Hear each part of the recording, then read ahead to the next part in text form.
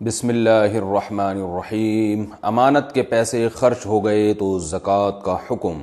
کامران شیخ، India سے۔ میں نے 1.5 لاکھ روپے کسی کے پاس امانت کے طور پر رکھوائے تھے، وہ ان سے خرچ ہو گئے، ماشاءاللہ ماشاءاللہ، اور ان کے پاس دینے کے لیے بھی نہیں ہے۔ یہ تو ظاہر ہے نہیں ہوں گے، اب کسی کو آپ پیسے دیں تو بس بھول جائیں۔ پھر اس بات کو 4 سال ہو گئے ہیں، اور میں آپ سے ایک گزارش کرتا ہوں مزید 4 سال آپ انتظار کر لیں گے، پھر بھی نہیں ملیں گے یہ پیسے۔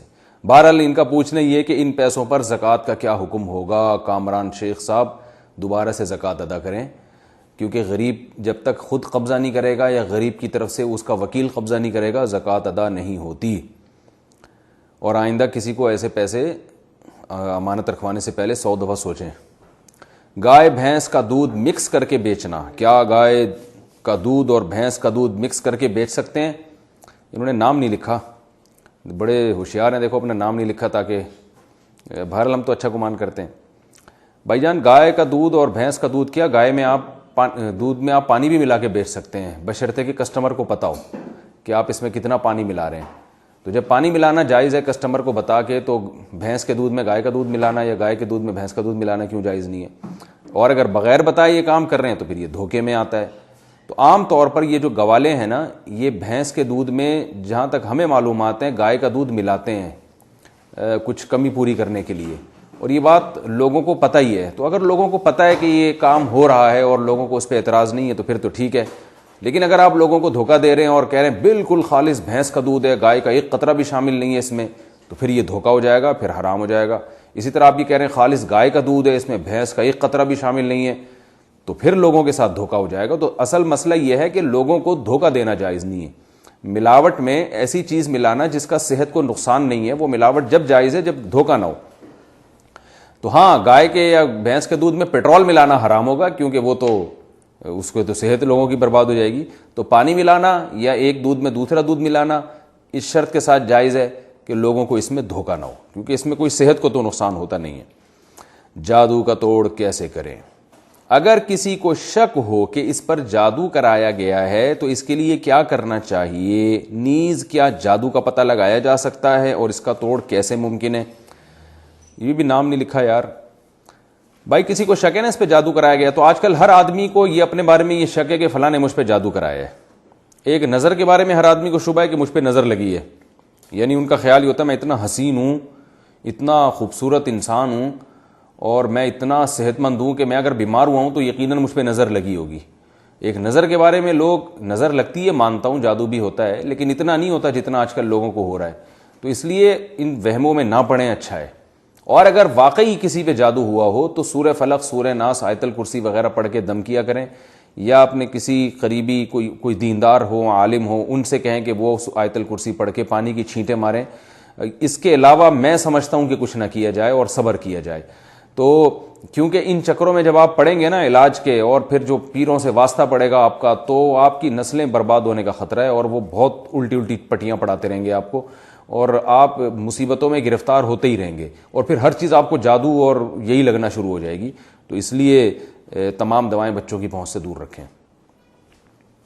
بغیر وضو موبائل میں قرآن پڑھنا، کیا بغیر وضو کے موبائل میں قرآن پڑھ سکتے ہیں اور چھو بھی سکتے ہیں یا نہیں؟ جی ہاں، پڑھ سکتے ہیں، چھو بھی سکتے ہیں، لیکن بہتر ہے کہ نہ چھوئیں، کیونکہ علماء کا اس میں اختلاف ہے۔ جس پیج پہ قرآن مجید کھلا ہوا ہے موبائل کے، تو اس پہ ہاتھ نہ لگانا بہتر ہے، لیکن لگا بھی سکتے ہیں، کیونکہ بہرحال وہ ڈیجیٹل فارم میں ہوتا ہے۔ اس میں علماء کی دونوں رائیں، احتیاط یہی ہے کہ نہ لگائیں۔ پڑھ سکتے ہیں، اس میں کوئی حرج نہیں ہے، موبائل کو اٹھا بھی سکتے ہیں۔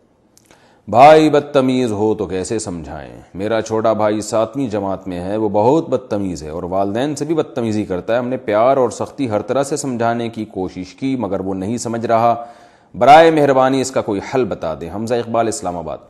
بھائی جب فری پھوکٹ میں گھر میں بیٹھ کے پیڑے ملتے ہیں نا کھانے کو، تو انسان ناشکرا ہو جاتا ہے۔ تو چونکہ آپ کے بھائی کو فری میں مل رہا ہے کھانے پینے کا، کوئی ٹینشن نہیں ہے، تو ان کو سوچنا چاہیے کہ کس طرح والد کما کے لاتے ہیں، بڑے بھائی کماتے ہیں، گھر میں مائیں کیسے محنت کرتی ہیں گھر بسانے کے لیے، گھر چلانے کے لیے، اور یہ چھوٹے فری میں بیٹھ کے کھا رہے ہوتے ہیں، اور مائیں منتیں کر کر کے کھلا رہی ہوتی ہیں۔ تو ظاہر ہے جب بعض لوگوں کو شکر کو احسان ہضم ہوتا ہے، وہ شکر گزار بن جاتے ہیں، اور بہت سے لوگ جو ہے وہ جب ان کو فری میں نعمتیں ملتی ہیں تو ناقدری کرتے ہیں۔ تو اپنے بھائی کو آپ محبت سے بٹھا کے سمجھائیں کہ یہ آپ کو گھر ملا ہوا ہے, نعمتیں ملی ہوئی ہیں, تو بدتمیزی آپ پہ سوٹ نہیں کرتی, اور اس کے لیے دعا بھی کریں, آپ نے سختی بھی کر لی ہے پھر بھی فائدہ نہیں ہو رہا, تو اب وہاں میرا خیال ہے آپ کسی اپنے قریبی ریلیٹو سے اس کے پورے حالات سامنے رکھ کر, جو بھی آپ کے خاندان میں سمجھدار ہے یا کوئی آپ کے قریبی عالم ہے, چونکہ وہ آپ کے گھر کے حالات اور بھائی کی حیثیت پوری طرح جانتے ہوں گے, تو کوئی اس بارے میں کوئی ایسا نسخہ نہیں ہوتا کہ ہر ایک کو وہ دے دیا جائے. جب تک کسی کے انفرادی طور پر پوری ہسٹری اس کے سامنے نہیں آتی تو اس کے بارے میں کسی کو گائیڈ کرنا بہت مشکل ہوتا ہے. کسی ماہر نفسیات, کوئی اچھا سمجھدار ماہر نفسیات ہو, اس سے بھی مشورہ لیا جا سکتا ہے اس بارے میں, بھائی کو اس کے پاس لے جا کے. بیوی کو طلاق دی اور مہر ادا نہ کیا تو کیا حکم ہے؟ اگر کوئی مرد اپنی بیوی کو طلاق دے دے اور اسے حق مہر نہ دے تو شرعاً اس کا کیا حکم ہے؟ اس بارے میں رہنمائی فرمائیں. شیر شاہ کراچی. بھائی یہ بہت بڑا جرم ہے, کسی کا مال کھانا ویسے بھی حرام ہے, قرآن مجید میں اللہ کا ارشاد ہے, کیونکہ مالک تو بیوی مہر کی ہو چکی ہے.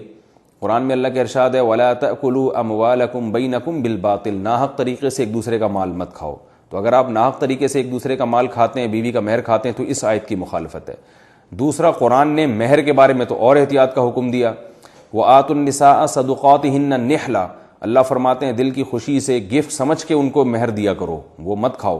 اور طلاق کے بعد اللہ نے اور الگ سے حکم دیا کہ لا تأخذوا من ان آتیتم احداہن قنطارا فلا تأخذوا منہ شیئا, کہ عورت کا مہر اگر سونے کا ایک پہاڑ بھی ہے نا تو اس میں سے بھی ایک دھیلا تمہیں رکھنے کی اجازت نہیں ہے جب تک بیوی دل سے راضی نہ ہو. تو کتنے سارے گناہ ہو گئے. چوتھی صورت, عورت کا مال کھانے کا ویسے ہی اللہ نے حرام قرار دیا ہے, لا یحل لکم ان ترثوا النساء کرہا, قرآن کی آیت ہے.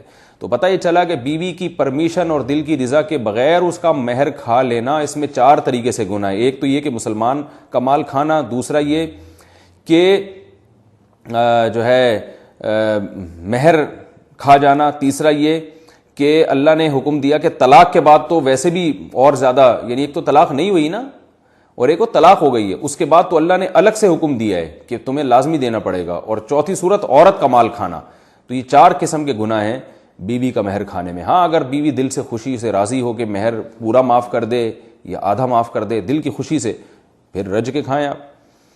تاش کھیلنے کا حکم, کیا مسلمان کے لیے تاش کے پتے شرط کے بغیر کھیلنا جائز ہے یا نہیں؟ محمد شارق یو پی سے. بھائی شرط لگا کے کھیلنا تو بالکل حرام ہے, شرط کے بغیر کھیلنا حرام تو نہیں ہے لیکن بہت سخت ناپسندیدہ اور مکروہ ہے. 2 وجہ سے, ایک ٹائم ویسٹنگ ہے, دوسرا یہ فساق و فجار کا شعار ہے, یعنی اوباش قسم کے لوگ یہ اکثر کھیل رہے ہوتے ہیں جو ہے وہ. تو اس لیے شریعت نے ہمیں ایسی چیزوں سے منع کیا جس میں دیکھنے والا آپ کو سمجھے کہ یہ کوئی اوباش آوارہ آدمی ہے. تو آوارہ جو ہے نا, آوارہ گردی والے کام نہیں کرنے چاہیے, کوئی مفید کھیل کھیلنا چاہیے جس کا صحت کو فائدہ ہو, جسم کو فائدہ ہو.